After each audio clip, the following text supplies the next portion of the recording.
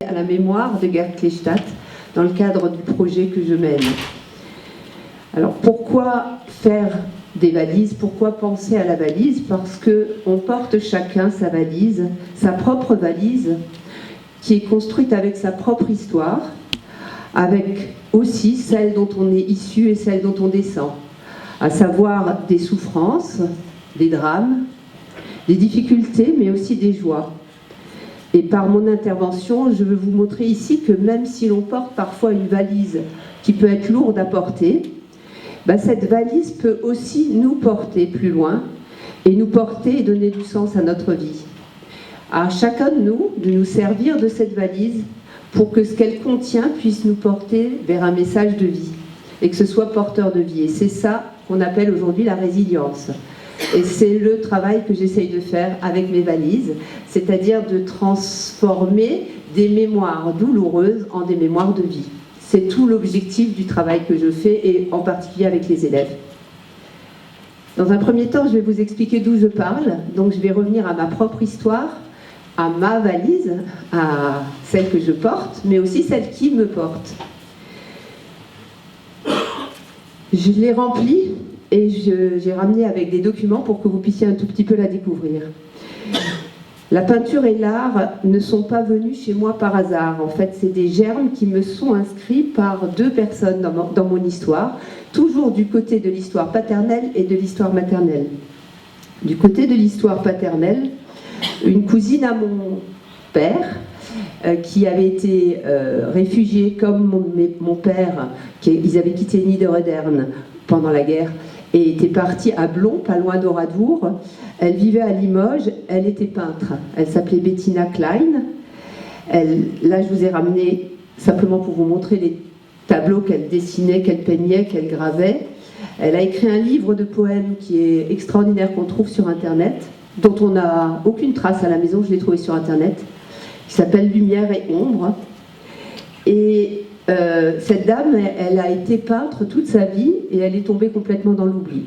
Donc elle a des enfants dont on n'a aucun contact, et les peintures, elle ne voulait pas les vendre. On est allé une seule fois la voir à Limoges avec mes parents, elle ne voulait pas vendre ses toiles. Elle n'a vécu dans la misère en étant exclusivement peintre. Ça, c'est le côté de mon père. Du côté de ma mère, mon grand-père maternel avait fait avant la guerre des caricatures dans les dernières nouvelles d'Alsace. Et ces caricatures, c'était des caricatures au moment des pièces de théâtre qui passaient, je crois, à l'opéra, et des matchs de foot. Donc il avait l'entrée gratuite en échange de caricatures. On n'a jamais vu une seule caricature de mon grand-père. On n'avait aucune idée sous quel nom il signait ces caricatures. Et quand ma mère a été en soins palliatifs, mon mari s'est chargé de contacter les dernières nouvelles d'Alsace, puisque ça sortait dans les dernières nouvelles d'Alsace, et ils ont mis à notre service deux stagiaires qui ont fait des recherches et qui ont retrouvé, ma mère a vu pour la première fois des caricatures faites par son père, et donc je les ai à la maison. Et donc ça c'était, et mon grand-père n'a jamais dessiné, jamais, je ne l'ai jamais vu dessiner, ma mère ne l'a jamais vu dessiner après-guerre, on ne l'a jamais vu. Bon, ça c'est la part artistique, on va dire, de la famille. Et pour moi, ce qui était important, ça a été que ma peinture ne disparaisse pas. C'était essentiel parce que dans les deux cas, il y a eu le silence sur ce qu'ils ont créé, c'est parti dans l'oubli. Et moi, c'était essentiel que ça ne parte pas dans l'oubli. Donc c'est peut-être pas par hasard que j'ai peint la Shoah et que je transmets la mémoire au travers de mes peintures, et que c'est une peinture qui a un sens, qui ne permet pas l'oubli. La deuxième de mes origines, ou la deuxième chose qui me pèse ou qui me porte, on fait comme on veut, c'est la mort qui est présente dans nos deux familles. Dans la famille de mon père, on va dire, il y a la mort et la vie. Dans la famille de mon père, il y a cet homme-là qui est oncle René Klein, c'est l'oncle de mon père, c'est son portrait, c'est sa photo. Moi j'avais fait son portrait pour mon père, en cadeau pour mon père. Oncle René était donc à Blon, à côté d'Oradour, à quelques kilomètres d'Oradour, comme toute la famille de Niederedam. Ils habitaient à un endroit qui s'appelait le Couvent, et à un moment, on a annoncé que les troupes Ottenbacher arrivaient à Blon, et comme c'était tout près d'Oradour, ils ont pensé qu'il allait se passer la même chose qu'à Oradour. Donc tous les habitants, juifs et pas juifs, tout le monde a fui dans la forêt. Et l'oncle de mon père, à un moment, s'est rendu compte qu'il avait oublié quelqu'un dans la maison, à savoir un otage allemand qui était dans la cave. Donc il est reparti dans le village pour libérer l'otage, parce qu'il s'est dit qu'il allait se passer la même chose qu'à Oradour, c'est-à-dire qu'ils allaient incendier toutes les maisons. Donc il a eu très peur que cet homme décède dans un incendie. Il est allé libérer cet otage allemand et il a été attrapé, fusillé le lendemain matin. C'est pour nous quelqu'un qui a été très présent. C'est pratiquement la seule mémoire que mon père nous ait transmise de la guerre. Ça a été quelqu'un d'essentiel pour mon fils, puisqu'un de mes fils passait chaque fois qu'on prenait la voiture, il demandait qu'on lui raconte oncle René, oncle René, oncle René. Il n'y avait que cette image-là d'oncle René. Donc c'est une image héroïque qui renvoie à l'image pour moi des justes, et j'ai peint beaucoup de justes, c'est-à-dire quelqu'un qui n'hésite pas pour sauver la vie d'un autre jusqu'au bout, quitte à prendre des risques pour sa propre vie, puisqu'il a perdu sa vie. Une deuxième personne dont on n'a pas parlé, mais que je me rends compte que depuis très très très récemment, qu'elle est importante et qu'elle a certainement aussi son rôle à jouer dans ma vie, c'est Margot Kahn-Cohn. Donc elle a donné son nom à l'hôpital de jour à Strasbourg. Margot faisait partie de l'OSE, donc de l'organisme de secours d'enfants, et elle a aidé des enfants, elle a placé des enfants dans la région de Limoges, elle a fait des faux papiers, tout ça on l'a pas su, j'ai su après. Mon père n'a jamais rien raconté, mais rien. Et je la connaissais personnellement, elle n'a jamais rien raconté non plus. Donc je l'ai récemment découverte, on va dire ce qu'elle avait fait pendant la guerre. Elle a aussi permis le passage en Suisse. Et dans pas longtemps, je vais faire un projet scolaire, entre autres sur elle, par l'OSE, où on va rappeler dans une valise la mémoire, entre autres, de Margot Cohen. Donc elle est aussi, je pense, porteuse pour moi de mon histoire et de mon engagement, puisqu'en fait, elle a voulu défendre vraiment la vie pendant toute la période de la guerre, et ça a continué après-guerre dans leur ouverture, leur maison était ouverte, enfin, ça a continué dans toute son œuvre après. Dans l'histoire de ma mère, il y a une histoire de mort qui est beaucoup plus douloureuse, on va dire. Ma mère a perdu son frère unique par suicide à l'âge de 18 ans, c'était lui. Il s'appelait Jean, il est mort 2 ans avant ma naissance. Il a beaucoup impulsé ma vie sans que je m'en rende compte, puisqu'on n'en parlait pas. Là, c'était le silence complet. On n'en a jamais rien su, on n'en a jamais parlé, jusqu'à 14-15 ans peut-être. Et c'était une mort pas héroïque. C'était une mort d'abandon, c'était une mort de quelqu'un qui ne supportait pas la vie, c'est une mort de quelqu'un qui était harcelé et qui ne supportait pas la vie et qui a décidé de finir sa vie. Et je pense que c'est ces deux axes-là qui ont fait que je deviens psychiatre, très certainement, sans que je m'en rende compte, et qui font que le silence a pesé dans ma vie et que c'était important pour moi d'ouvrir la parole à ceux qui ne vont pas bien, d'ouvrir la parole, de permettre de mettre des mots et puis de permettre de tendre la main à ceux qui ne vont pas bien. Voilà ce dont moi je suis issue au niveau de ma propre histoire.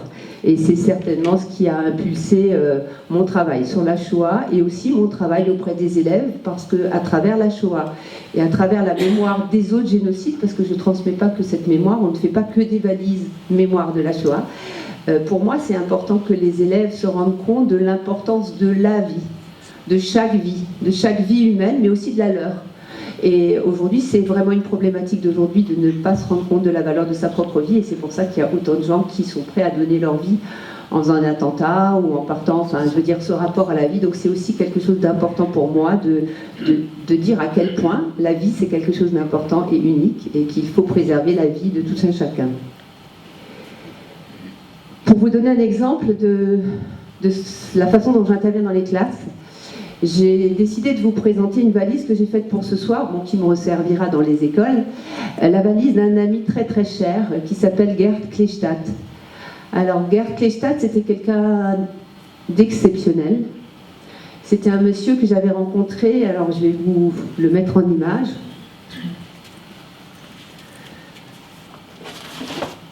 Donc je vais raconter son histoire avec des photos. Puis après, vous l'entendrez, je vais vous le faire passer pour que vous l'entendiez.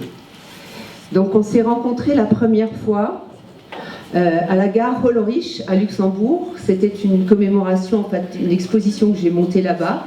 Et voilà, c'était une exposition que j'ai montée là-bas et on a honoré la mémoire d'un résistant, la mémoire d'un enrôlé de force et la mémoire d'un juif. C'était un peu chaud, c'est-à-dire qu'il y en a qui ne sont pas venus parce qu'il y a toujours des conflits de mémoire, donc il y avait aussi des conflits de mémoire, mais M. Gerd Kleinstadt était là. J'avais fait le portrait d'un représentant de chacun des groupes de victimes. Et donc j'avais fait le portrait de Gerd Kleinstadt, qui se trouve là.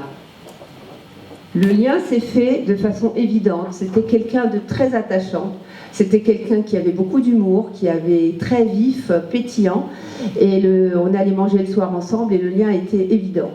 Suite à ça, je l'ai fait venir dans plusieurs interventions scolaires. Donc il est venu au lycée Matisse à Schittigheim. Après il est venu à Duisbourg où j'intervenais aussi. J'avais une exposition et lui est intervenu en allemand dans une classe. Puis je l'ai fait revenir, toujours avec sa femme, mais je vous en parlerai après.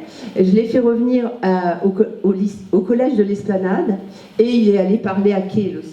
Avec énormément de monde à Kehl, il y avait plusieurs écoles qui sont venues l'écouter à Kehl. J'ai voulu le faire intervenir encore une fois à Montigny-les-Metz, parce qu'à Montigny-les-Metz, il habitait Longwy à la fin de sa vie, donc il était très proche et que je trouve toujours important pour les élèves qui rencontrent quelqu'un qui habite pas loin de chez eux, parce que c'est plus fort comme témoignage. Les élèves ont fait pour lui la valise que vous voyez là, alors je vous la montre là. Ils ont créé cette valise et il était prévu que M. Kleinstadt se déplace pour venir découvrir la valise. Les élèves l'attendaient, sauf que sa femme, qui avait au moins 10 ans de moins que lui, 10 ou 15 ans, est décédée, 4 mois peut-être avant, et lui s'est laissé partir. Et donc il est décédé 2 mois avant l'intervention à Montigny-les-Metz. Et j'essaye de voir sa fille, où est-ce qu'elle est sa fille ? Ah ben c'est là, oui. Sa fille est venue. Donc la fille est là et sa fille s'est déplacée et elle a reçu sa valise. Enfin, elle a découvert la valise qui avait été faite par les élèves pour lui. Et les élèves ont beaucoup honoré cette femme pour qu'elle soit venue. Et ce soir, elle sait que j'en parle et elle aura l'enregistrement parce que c'est une façon pour moi de transmettre encore un peu plus loin la mémoire de Gerd Kleinstadt. Pour revenir à son histoire et pour vous montrer comme il a dépassé son histoire. Je suis en train de me demander si je ne vais pas vous passer un extrait déjà. J'ai un trou de mémoire. Oui, je vais vous passer un petit extrait.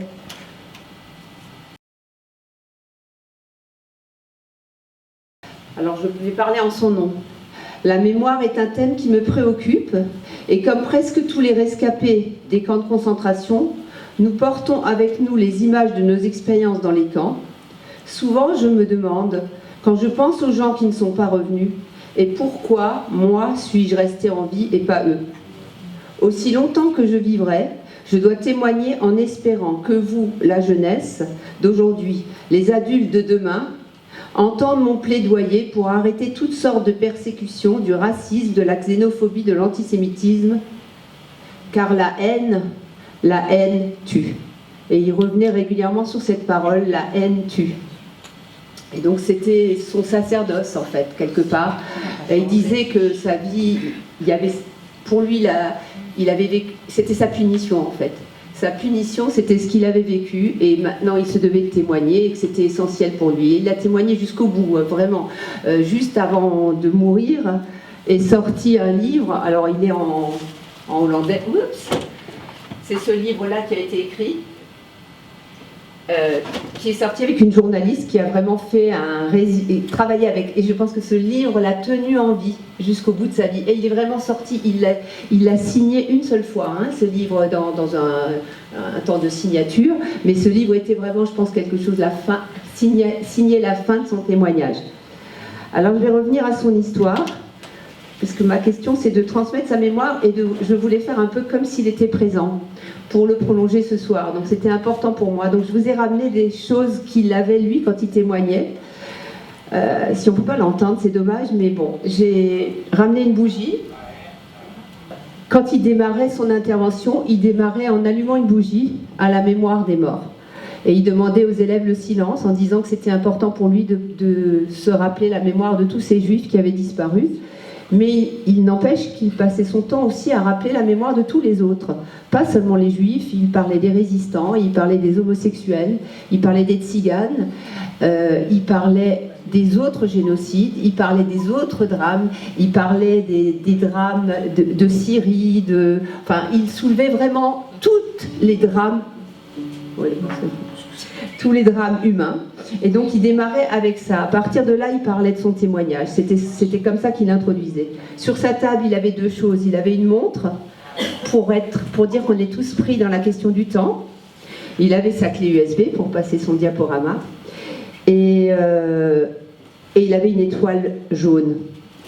Et la dernière chose qu'il avait, alors je ne sais pas si vous la voyez, il avait une petite boîte de terre qui venait de Sobibor, qu'il avait ramassé à Sobibor, qui était l'endroit où avait été gazée sa grand-mère.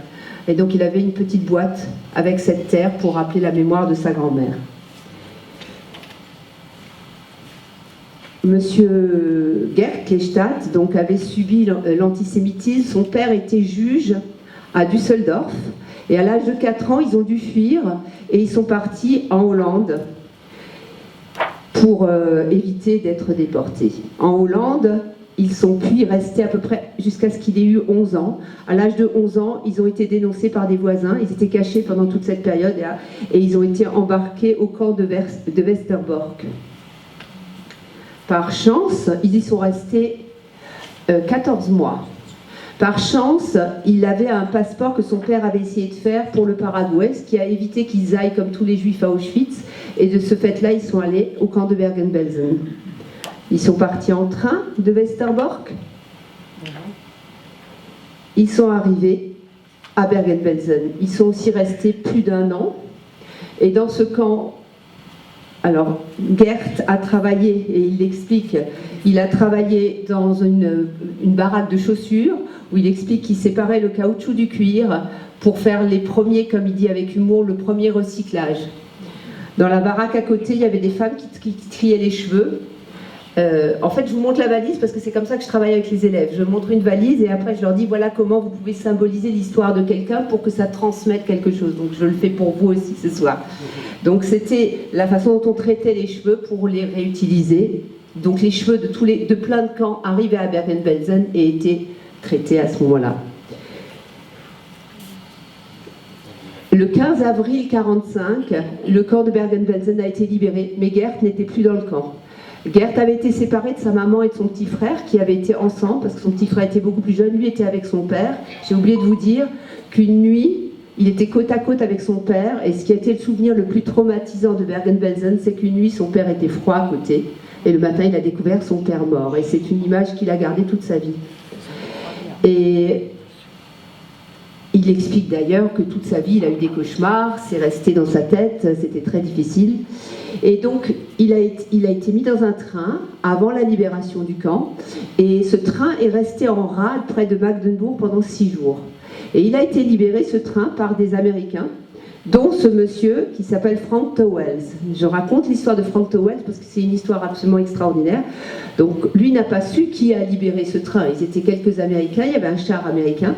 Et Frank Towels, des années plus tard, en 2014, qui a été un événement très important, Frank Towels était quelqu'un qui voulait transmettre la mémoire. Donc c'était un Américain qui venait régulièrement dans les cimetières américains de Normandie et venait fleurir les tombes. Et il était très inquiet qu'un jour, il n'y ait plus personne pour fleurir les tombes des Américains. Donc il a créé une association pour que les Normands continuent à fleurir les tombes. Et un jour, il s'est dit, mais je veux retrouver les gens qui étaient dans le train. Et il a cherché les noms, il les a retrouvés et il a eu un rendez-vous à Paris avec Gerd Kleinstadt. Ils se sont retrouvés à l'hôtel et il s'avère que Frank Towels, qui avait quand même 99 ans ce jour-là, Frank Towels a fait un malaise cardiaque. Et Gerd Kleinstadt a appelé le SAMU et il a sauvé la vie de Frank Towels. Donc il a transmis ce que Frank Towels avait fait. Et Frank Towels a encore vécu 2 ans, il est mort à 101 ans aux États-Unis. Gerd Kleinstadt, donc, après être revenu des camps, est retourné en Hollande. Et là, il a repris la vie, dans le mutisme absolu, il n'a jamais parlé. Donc il s'est baladé, il a fait des études d'agriculture, il est parti en Israël, il est parti au Honduras, il est parti aux États-Unis, il était dans les plantations de bananes. Et Et puis finalement, il est allé en Afrique du Sud, où il a découvert l'amour. Et il est tombé très très très amoureux d'une femme exceptionnelle. C'était Charlène, sa femme, qui était tout aussi attachante que lui. Tout sourire, constamment en train de sourire. Et donc c'était vraiment celle qui le préservait, on va dire, hein, et qui le maintenait en vie. Et donc ils ont vécu en Afrique du Sud. Ils se sont battus tous les deux contre l'apartheid. C'est pour ça que je vous montre la photo de Nelson Mandela. Et puis aussi, dans les classes, je montre en fait ce que ça veut dire l'apartheid, c'est-à-dire des bancs pour les blancs et des bancs pour les noirs. Puis à un moment, au bout de 27 ans en Afrique du Sud, ils n'ont plus supporté l'apartheid. Et il est rentré et il a fait une dépression très très grave. Il a vu un psychiatre qui se trouvait en Hollande. Il faisait 1000 km tous les mois pour aller le voir et parler 3 heures avec lui, un psychiatre spécialisé dans la traumatologie. Et grâce à ça, il l'a poussé à parler. Et c'est comme ça qu'il a commencé à témoigner et c'est comme ça qu'il a fait le travail de mémoire qu'il a fait. Et il terminait toujours ses interventions en montrant sa réussite, en disant « Hitler n'a pas gagné. Ma victoire, c'est mes enfants, mes 2 enfants et mes 5 petits-enfants. » C'est bien. Voilà. Je vais m'arrêter là. Et maintenant, non, j'ai oublié une chose très très très importante. Il terminait son intervention par une chose importante et je vais faire la même chose. C'est pas grave. Je vais faire la même chose. Il terminait son intervention avec des billes. Les billes, pour lui, c'était le symbole du monde.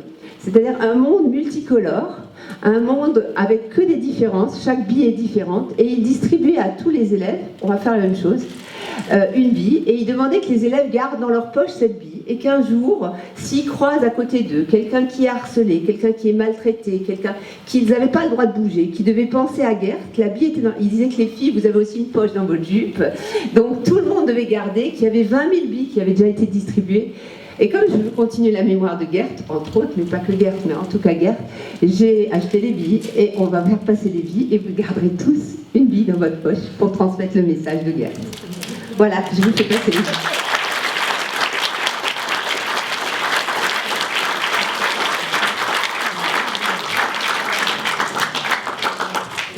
Merci beaucoup. Bon.